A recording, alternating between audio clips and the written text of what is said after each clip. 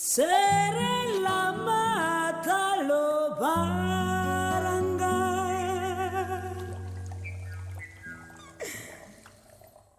Baudouin Mwanda, c'est un photographe, je dirais en même temps entrepreneur. C'est quelqu'un qui a toujours suscité beaucoup d'intérêt sur tout ce qui est la jeunesse.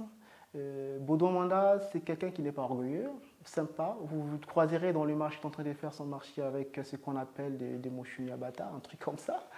Et donc, du coup, je ne suis pas quelqu'un de renfermé, quand il y a des jeunes photographes qui veulent avoir certaines connaissances, parce que je suis bien conscient que j'ai pu avoir la chance de beaucoup voyager. Je suis au moins à 54 pays que j'ai visité dans le monde. Et donc, du coup, chaque ville que je visite, pour moi, ça me donne un plus. Et donc, pour les jeunes qui veulent bien acquérir un certain nombre de connaissances qu'ils n'ont pas, que j'ai pu avoir, ça, c'est partage. Merci déjà pour la question. Et comme je le disais, j'ai toujours tendance à dire, on ne devient pas photographe de débutant long. Et pour la petite histoire, c'est un lien avec mon père. Mon père, au départ, comme il était justement professeur de sciences physiques, il avait avec lui un appareil photo. Et donc, du coup, par la curiosité, le fait qu'il entraînait en fait ses élèves à pouvoir apprendre ce qu'on appelle lentilles convergentes au lycée, et ça a attiré beaucoup plus mon attention. Et donc, c'est dans ce sens-là que j'ai commencé à apprécier la photographie. Mais après, au fil des années, je m'intéressais beaucoup plus à tout ce qui était des magazines. Étant donné que nous sommes en Afrique, je ne vais pas dire que dans des pays africains, il n'y a pas d'école de photographie. Mais pour dire au Congo, il n'y a pas d'école de photographie. Et cela a attiré plus mon attention en allant justement s'inscrire à l'Institut français. Et on pouvait lire des magazines comme les Paris Match, Jeune Afrique, Afrique Magazine et autres. Et c'est ça qui a fait aujourd'hui que je puisse avoir une autre philosophie en ce qui concerne l'image, en fait, pour dire la photographie. Ce que je dis aujourd'hui à tout le monde, aujourd'hui tout le monde s'improvise photographe, ce qui est vraiment pas le fait. Aujourd'hui, vous pouvez avoir un appareil, je dirais un téléphone portable, vous vous retrouvez dans la rue et que vous fassiez une photo, tout de suite, dès qu'elle est belle, vous dites que vous êtes photographe. C'est pas du tout pareil. Et pour revenir justement, moi dans mes débuts, j'ai traîné avec un appareil photo. Comme on pouvait voir, tous ceux qui avaient des studios photos dans de rue, on les appelait des professionnels.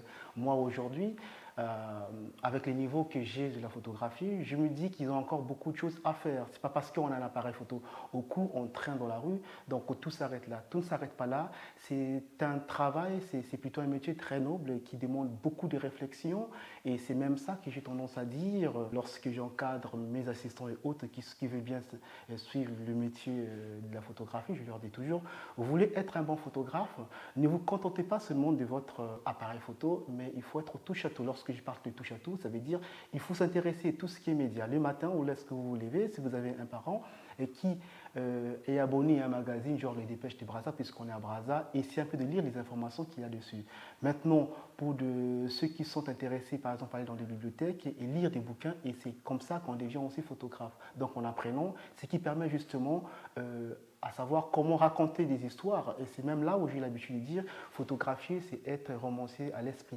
Vous voyez, c'est un peu dans tout cela. Donc on ne devient pas photographe comme ça s'apprend. C'est pourquoi qu'aujourd'hui, lorsqu'on parle d'une école de photographie, ce n'est pas un enfant qu'on mettra de la primaire jusqu'au lycée. Les écoles de photographie en France, ça coûte tellement très cher. Moi, personnellement, en étant déjà professionnel, je suis allé dans une école de photographie en France qu'on appelle SFPJ, et cela a coûté beaucoup plus d'argent que cela. Vous voyez, mais j'étais déjà photographe professionnel, mais il fallait encore que j'ai d'autres connaissances pour pouvoir développer mon métier.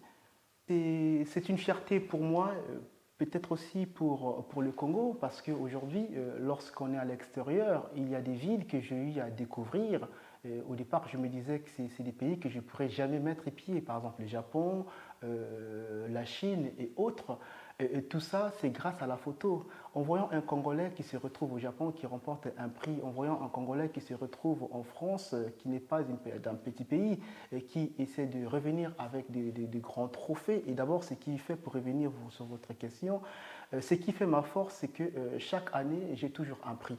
Chaque année, j'ai un prix, ce qui permet justement, peut-être aux jeunes photographes aussi qui me suivent, ils sont nombreux que j'ai eu à former et qui sont sur la bonne voie. Et je pense que peut-être demain, on ne parlera pas de Baudouin et ils prendront finalement le relais. Voilà quoi. Et en tout cas, dans ce sens-là, pour moi, c'est très important. Mais il reste maintenant à savoir aux autorités de pouvoir épauler leurs jeunes artistes et qu'ils essaient un peu de contribuer à la visibilité du pays à l'étranger.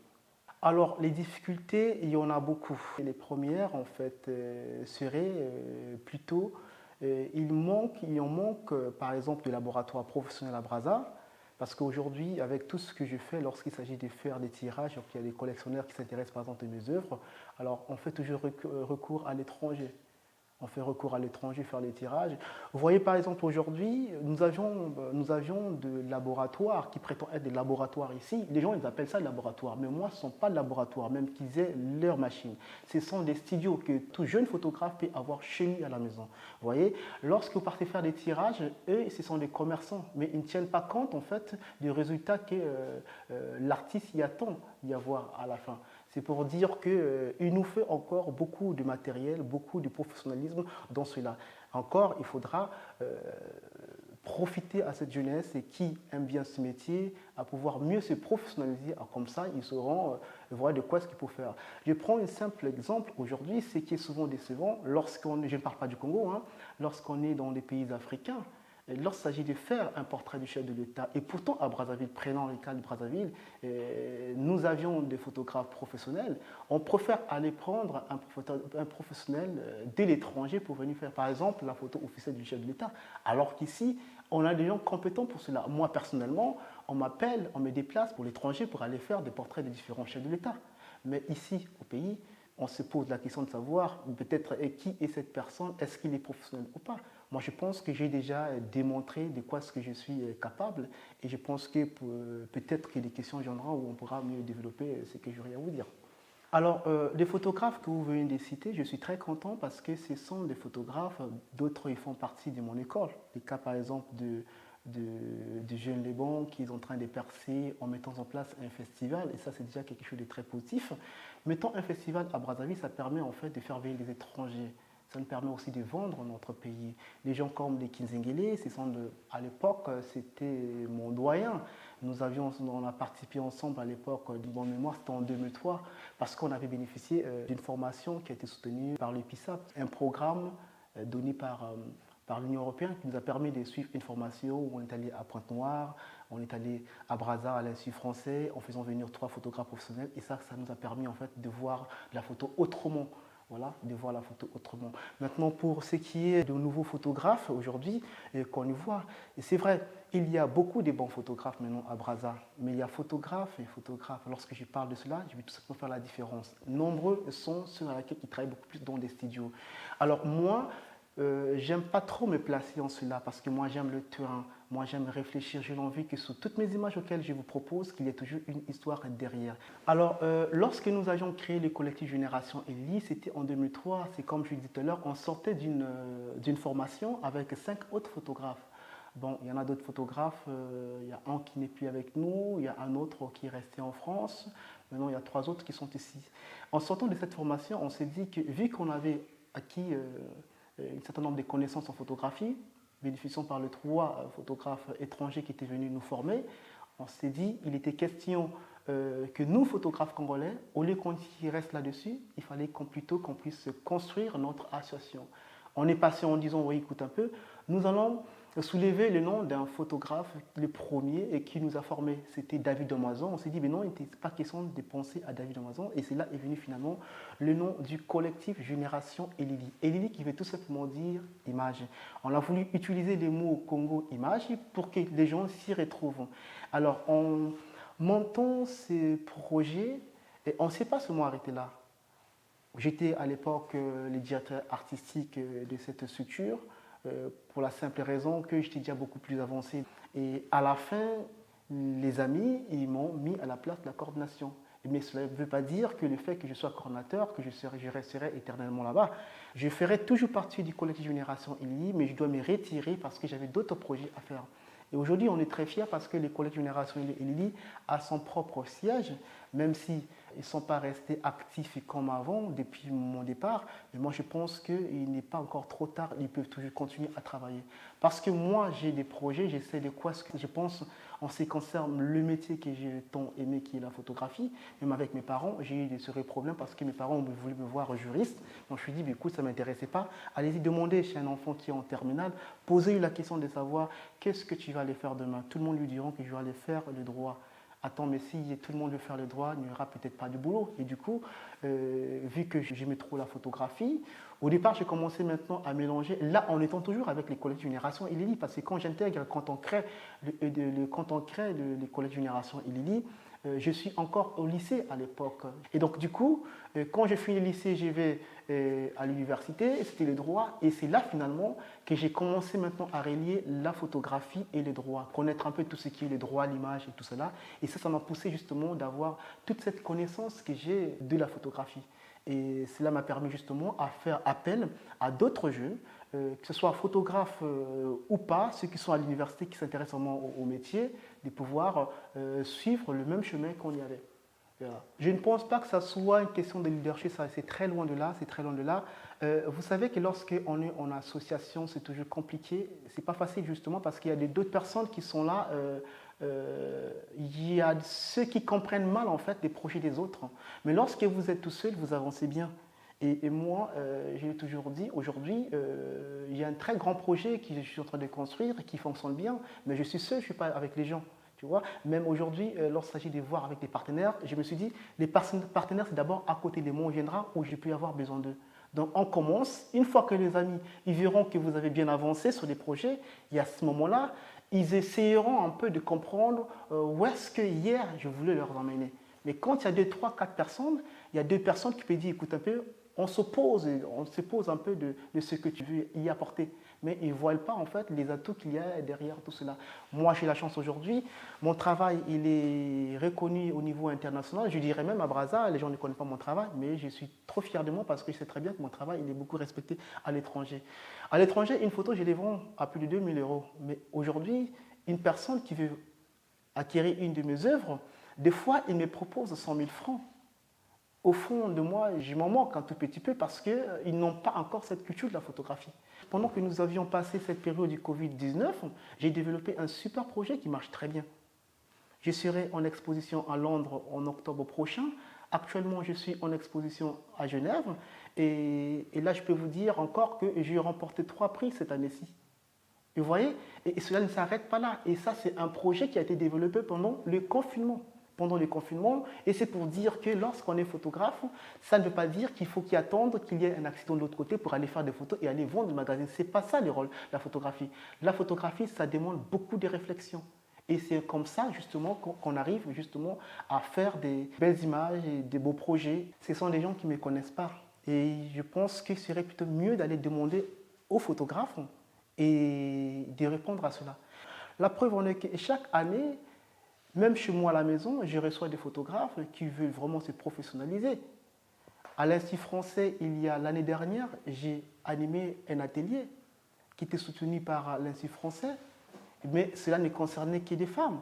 En 2021, j'ai animé un atelier, toujours à l'Institut français et dans le cadre du festival de Koukoutanard, organisé par Liban, bien sûr.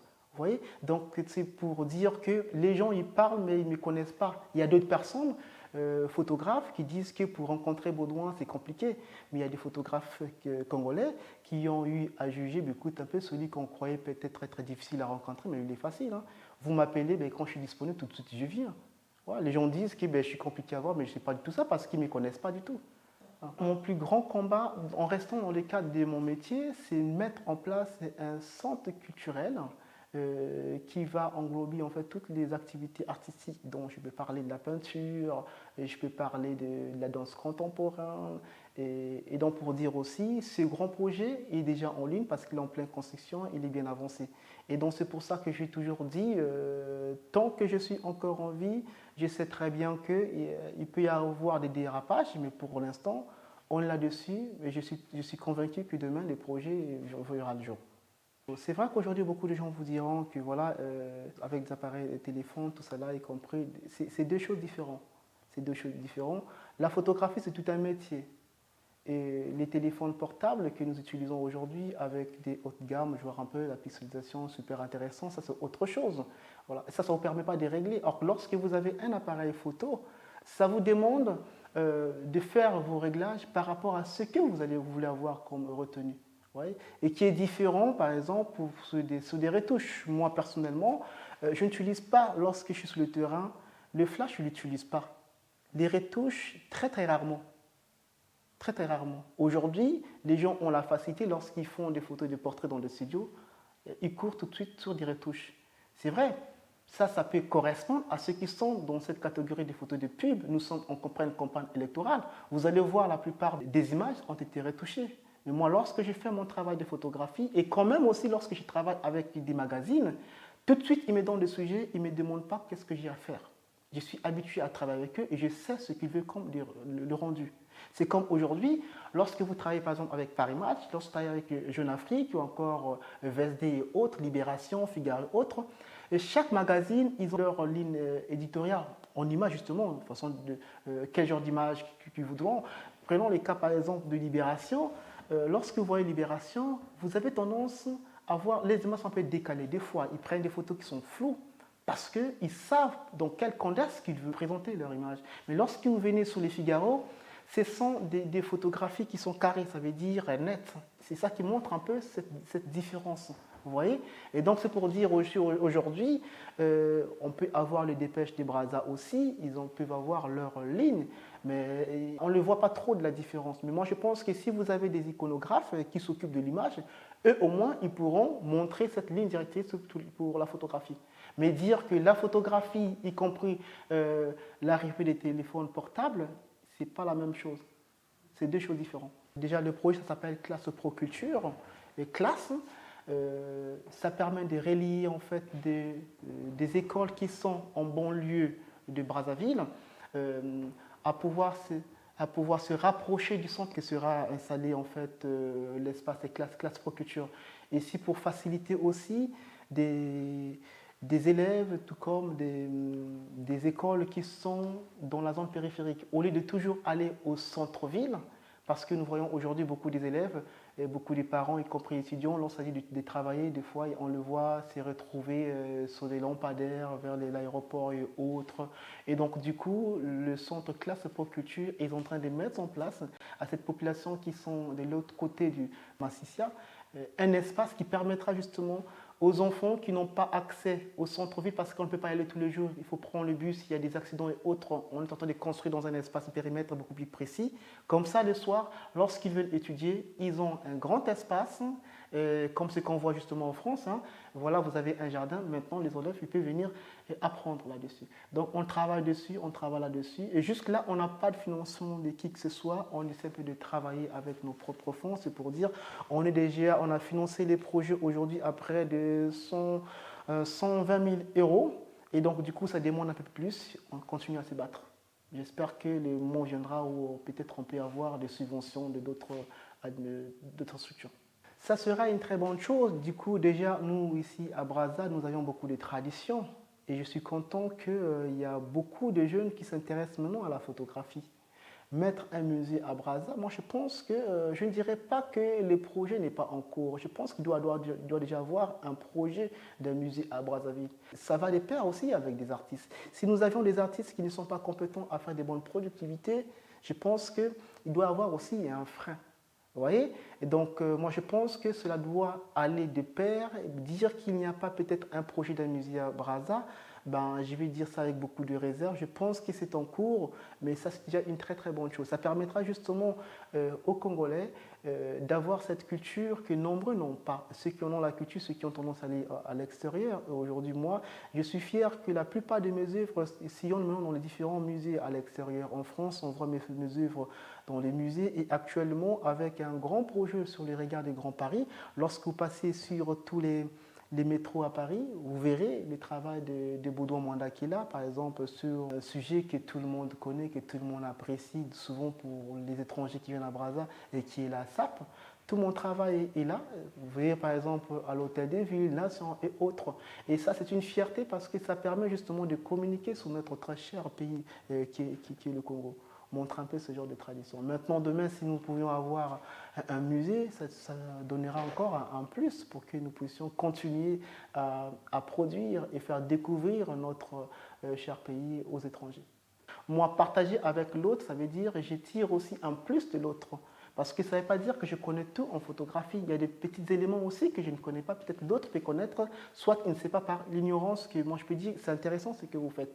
Et alors, ça m'arrive des fois de discuter avec des photographes, des jeunes photographes congolais, lorsqu'ils évoquent leur sujet, où j'arrive souvent à dire, mais attends, mais tu as un truc très important, est-ce que tu sais que tu peux développer? Il y a par exemple des photographes comme des Myrna que j'ai encadrés, que j'ai suivis, que j'ai coachés. Par exemple, Les Bons qui avait reçu aussi un prix spécial au Jeu de la francophonie que j'ai coaché. Et je suis très fier quand je coach la plupart des photographes que je coach. Je suis content aujourd'hui de savoir qu'ils continuent à briller. Nous avons par exemple les Chris Kividi, nous avions, comme je vous ai dit tout à l'heure, des Myrna. Ils sont nombreux. Ils sont nombreux, c'est pour dire que je suis conscient que demain, on parlera plus de la photographie peut-être pour ne pas critiquer, pour ne pas dire de la peinture.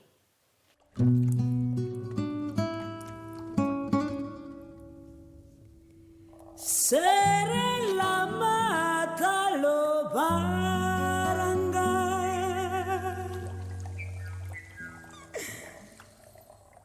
anga warendinga